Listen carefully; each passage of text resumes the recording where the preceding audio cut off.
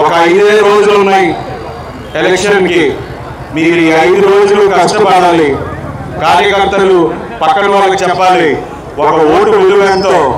మీ భవిష్యత్తు మీ చేతిలో ఉంది. మీరు ఓటు వేయడం వల్లే మీ భవిష్యత్తు మీ చేతిలో ఉంది. మీరు ఒక సరైన నాయకుడిని ఎన్నుకోవాలి. మీరు ఆ నాయకుడిని ఎన్నుకుంటేనే మీ భవిష్యత్తు బాగుంటుంది. మీరు అలాంటి నాయకుడు ఎవరంటే నా దృష్టిలో చంద్రబాబు నాయుడు గారు.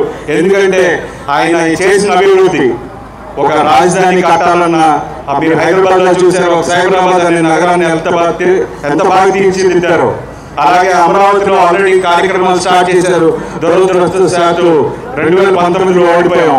కానీ వచ్చాక మళ్ళీ ఖచ్చితంగా ఈ రాష్ట్రానికి రాజధాని తీసుకొస్తారు. దానికి మళ్ళీ పూర్వ వైభవం తీసుకొస్తారు. అలాగే మీరు చూశారు మేనిఫెస్టోలో ఎన్నో పథకాలు పెట్టారు, సూపర్ 6 అని. సో ఇవన్నీ ఒక పేదవాళ్ళకి అండగా నిలిచే కార్యక్రమానికి చంద్రబాబు నాయుడు గారు శ్రీకారం చుట్టారు. సో మీరు అందరూ ఈసారి తప్పకుండా మొదటిగా అయితే మీరు వెళ్ళి ఓటేయాలి. ఈ రాష్ట్రాన్ని మీ భవిష్యత్తు మీ చేతుల్లోనే ఉంది. సో మీరు తప్పకుండా మే 13వ తారీఖున తప్పకుండా మీరు అందరూ వెళ్ళి ఓటింగ్ బూత్కి వెళ్ళి ఓటేయండి. అదే నేను కోరుకునేది.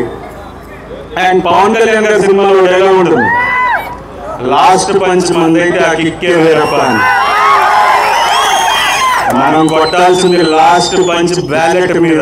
కొడితే ఫ్యాన్ రెక్కలు తెగిపడిపోవాలి. సో 13వ తారీఖున ఎమ్మెల్యే అభ్యర్థిగా సౌమ్య గారికి వేసి, అలాగే ఎంపీ అభ్యర్థిగా కేశినేని చిన్ని గారికి వేయాలని మనస్ఫూర్తిగా కోరుకుంటున్నాను. మీ అందరూ సహకరిస్తారు. మళ్ళీ తెలుగుదేశం పార్టీ గెలుస్తుంది.